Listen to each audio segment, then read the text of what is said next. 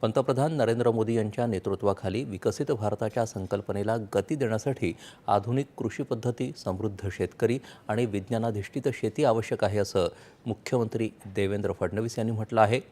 विकसित कृषी संकल्प अभियान या देशव्यापी उपक्रमाचा एक भाग म्हणून आज परभणीमध्येही या अभियानाचं राज्यस्तरीय उद्घाटन मुख्यमंत्र्यांच्या हस्ते झालं. त्यावेळी ते बोलत होते.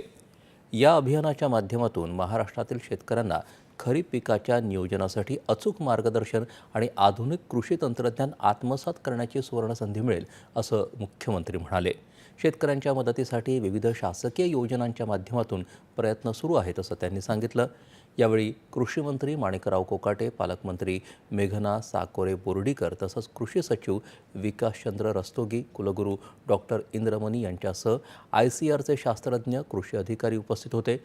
सर्व मान्यवरांच्या हस्ते चित्ररथाला हिरवा झेंडा दाखवून जिल्ह्यातल्या गावांमध्ये चित्ररथ मार्गस्थ करण्यात आला. महाराष्ट्र